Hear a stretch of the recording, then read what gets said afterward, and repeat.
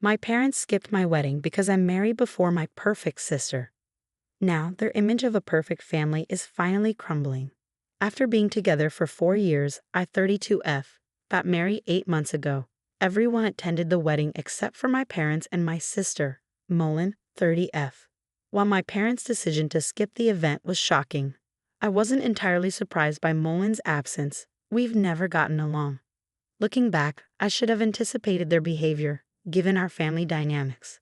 Let me give you some background. My parents have always favored my sister. To some extent, I can't blame them.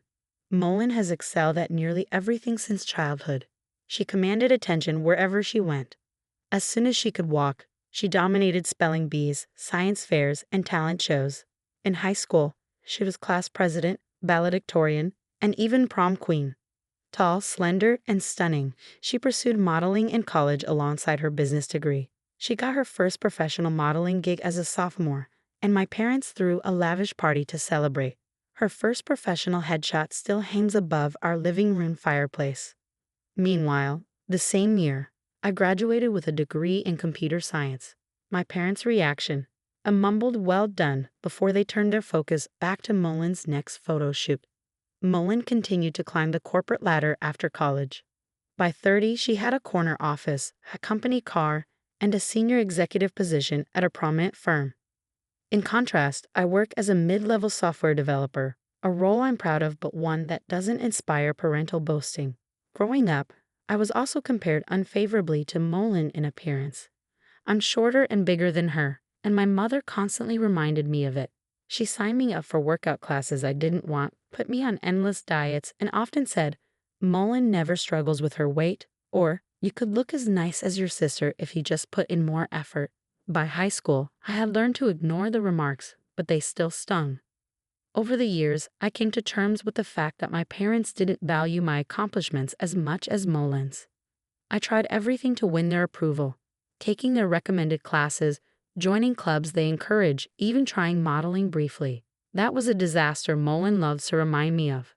Eventually, I gave up trying. By my mid-20s, I focused on building a life I could be proud of, growing professionally, forming meaningful relationships, and surrounding myself with people who appreciated me for who I was. This shift improved my emotional well-being, though I kept interactions with my parents superficial to avoid conflict. During family gatherings, I would smile and nod while they raved about Molen's latest job, boyfriend, or vacation. They didn't notice my emotional distance as they were too preoccupied with her achievements. Then I met my husband.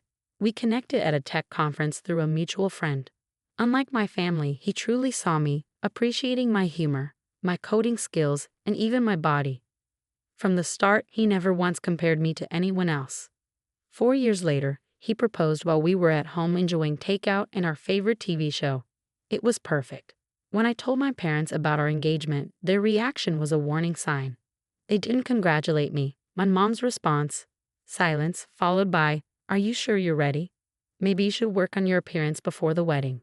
My dad said little, and at the engagement party, they spent most of their time huddled over my mom's phone. Later, my husband told me he overheard them talking to Molen, who was crying. He caught snippets about how this wasn't the plan and how they never thought Rebecca would get married first. Planning the wedding was tough. My mom, who had already made Pinterest boards for Molen's future wedding, despite Molen being single, showed little interest in helping me. When I picked a simple yet stunning A-line gown that made me feel beautiful, her only comment was, "It's practical and suits your figure." My future mother-in-law stepped up, helping me with most of the preparations. My husband and I carefully curated the guest list, ensuring no one was left out. Invitations went out electronically and on paper, but I wasn't holding my breath for my parents or Molen to attend. I was certain my parents received their invitations since the electronic versions included red receipts. I followed up with multiple calls, texts, and emails when I realized they hadn't RSVP'd. Their responses were vague at best, claims of being too busy and needing to check their schedules. Eventually, I had to stop worrying and focus on the wedding preparations. My in-laws stepped in to help, assisting with everything from seating arrangements to floral designs. Even at the lovely bridal shower hosted by my husband's sister, the absence of my own family was glaring, though no one mentioned it. Despite my parents not being there, The wedding day was beautiful. We held a simple morning ceremony in a garden, followed by a laid-back afternoon celebration. Friends and family kept telling us how happy and in love we looked, but there were moments when their absence felt like a physical ache, seeing the empty front row seats or not having a father-daughter dance. After the honeymoon, I reached out to my parents for answers. They claimed they were deeply hurt because they never received a formal invitation. When I finally got them on the phone, my mother launched into a tirade, accusing me of being careless and lamenting how she had always dreamed of helping plan her daughter's weddings. She couldn't understand why I would exclude them from such an important event. Confused, I double-checked our records during the call. Both the electronic and physical invitations had been sent, and the delivery of the paper invites was confirmed. I didn't confront them about what felt like blatant gaslighting. Instead, I apologized for any supposed oversight and ended the conversation. Later, my husband pointed out several red flags from the engagement and wedding planning stages. He reminded me of how my parents seemed surprised, not happy, when we announced our engagement. He noted how they made excuses to avoid helping with the preparations. He hadn't brought it up before to spare me additional stress, but looking back, it was clear. The idea of their less successful daughter marrying before their beloved Molen was too much for them to bear. Their behavior only reinforced what I had long suspected but resisted acknowledging. I could never compete with Molen in their eyes.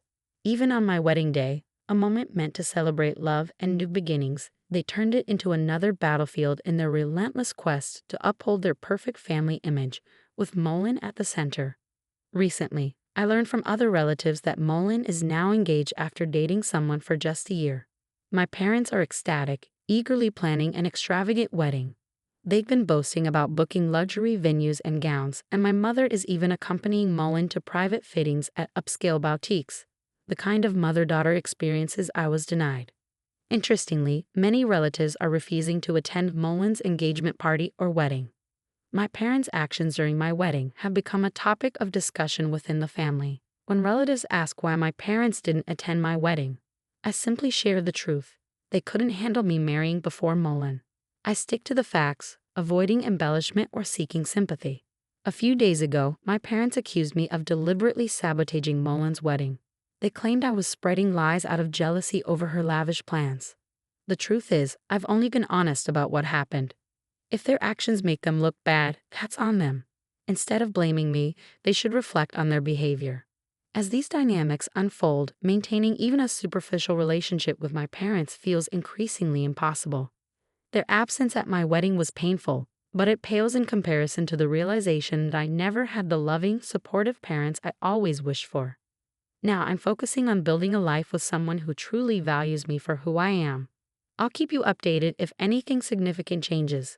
Since my last post 2 weeks ago, a lot has happened.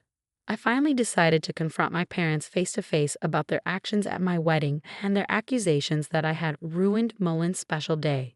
Encouraged by your supportive comments, I realized it was time to lay everything out in the open. The confrontation began with them texting me, lamenting their tarnished family history. During a subsequent phone call, they quickly turned to accusations, claiming I was jealous of Molen and that I had orchestrated everything to spite her. For the first time in my life, I didn't defend myself. Instead, I agreed with them, but not in the way they expected. "You're right," I said. "I am envious, not of Molen's career, accomplishments, or appearance. I'm envious of the unwavering love and support you've always shown her, support you never even attempted to give me." There was a stunned silence on the line before my mother dismissed my words as an exaggeration, insisting they had always treated us equally. At that moment, something inside me snapped. Years of suppressed emotions flooded out as I laid bare every slight and hurt. I reminded them how Molen's modeling callback had overshadowed my high school graduation dinner. I spoke about the disparity in how they celebrated her achievements versus mine, like her prom dress costing more than a year's worth of my college textbooks. I told them how humiliating it was to watch them obsess over Molen's hypothetical wedding for years, only to show zero interest in mine. Finally, I revealed the pain of seeing their empty seats at my wedding, and how my mother-in-law had to step in to help with everything they neglected. Their response was exactly what I should have expected. Instead of addressing my concerns, they flipped the blame onto me. "Why didn't you speak up sooner if you felt this way?" my mother demanded. as though I hadn't tried for years to voice my feelings. My father accused me of being unjust and spiteful for sharing my emotions with family members, while my mother dropped the ultimate bombshell. We never imagined you'd go to such lengths to ruin Molen's wedding out of spite, but we always knew you were insecure about her success. This isn't how we raised you. In that moment, it became crystal clear. They weren't even listening to me.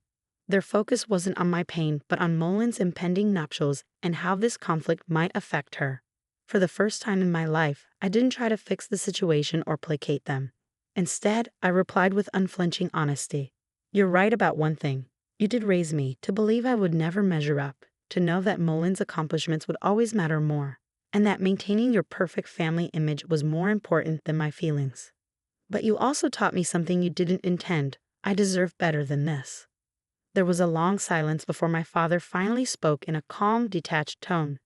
Maybe it's time we stop pretending we're bad parents since you've already made up your mind. Clearly, you enjoy making us suffer. Family is supposed to work through these things together, but it's obvious you've chosen a different path. My mother added the final blow. Maybe you just couldn't handle not being the center of attention. We've always treated you fairly, Rebecca. If you chose to play the victim, that's not our fault. I didn't argue. What would be the point? They had just validated everything I said without even realizing it. I calmly said goodbye and hung up. To my surprise, I felt relief afterward. The tears I shed were not of heartbreak but liberation. For the first time, I had spoken my truth without guilt or self-doubt. Later, as I sat on the back porch watching the sunset, my husband joined me and took my hand. They're never going to change, are they? I asked after a long pause. No, he said gently, squeezing my hand. But you have, and that's what matters. He was right. The desperate girl who once craved her parents' approval was gone. I no longer needed their validation to feel whole. Acknowledging that my parents will never be the loving, supportive figures I wished for is painful, but not as painful as holding on to false hope. I've let go. For the first time, I don't care what happens with Molen's wedding or the family drama surrounding it. I've said my piece. Now they have to live with the consequences of their actions. Oddly enough, I feel lighter, as if a lifelong burden has been lifted. It's not the happy ending I wanted, but it's the closure I needed. I assumed that would be the end of it, but a few hours later, my husband called me at work, laughing so hard he could barely speak. It turned out Molen, unable to reach me directly, had somehow obtained his personal number, likely through a mutual acquaintance, and sent him a series of texts. These messages meticulously outlined her take on why our sisterly relationship had always been strained. Her initial message began with a professional tone. As Rebecca's sister and someone who cares deeply about our family's well-being, I feel compelled to reach out. But it didn't take long for her true motivations to shine through. She informed my husband that he had a responsibility to help me behave in a more suitable manner as the new man in my life. The text became increasingly condescending, suggesting that family dynamics are complex and implying that I, due to my sensitivity, might lack the capacity to understand the bigger picture. She then urged him to assist Rebecca in seeing reason before I supposedly caused irreparable damage to family relationships. The most audacious part of her message came next. Surely you understand that maintaining good relationships with successful family members, like myself, could be beneficial for your future. Rebecca's behavior is only hurting her own prospects and by extension yours. My husband, a professional software architect with an MBA, found her presumptions laughable. She really doesn't know me at all, does she? He said later. He saw right through her attempt to manipulate him by dangling social connections and networking opportunities. That evening, we went through her messages together. Instead of feeling offended or upset, we laughed. Seeing her manipulative tactics fail so spectacularly, especially when aimed at someone completely immune to them, was surprisingly freeing. This interaction revealed something fundamental about Molen. Despite her achievements, she remains the same insecure person she was in high school. Back then, she'd resort to turning my friends against me when direct bullying didn't work. Different decade, same tactics. Her attempt to manipulate my husband was particularly revealing. When her direct approach to control me failed, she shifted to using him against me, a strategy that had worked on others in the past. This time, though, it backfired. My husband's response was perfect. Thank you for your concern about Rebecca's well-being. As her husband, my focus is on supporting her happiness, not managing her behavior. I think it's best if you direct any future concerns to Rebecca directly. Have a nice day. Molen wasn't pleased with this response. She sent one final text. I see she's poisoned you against the family too. Don't say I didn't try to help when this all blows up in your faces. Ironically, her help only strengthened my resolve to distance myself from my family's toxic dynamics. Her inability to control the narrative and the clear rejection of her manipulation was both amusing and liberating. My husband and I spent the evening joking about her texts and planning a weekend getaway instead of dwelling on the drama. This incident made me realize that true family isn't about maintaining facades or dictating narratives. It's about love, laughter, and support. When someone, family or not, tries to manipulate you, you're better off keeping your distance. I'm more certain than ever that staying out of Molen's wedding drama is the right choice. Instead of being drawn into my family's endless power struggles, my husband and I are focusing on building our own happiness. Success, I've learned, isn't about impressing others. It's about living authentically, making decisions that reflect your values, and surrounding yourself with people who uplift you. By that measure, I've never felt more successful.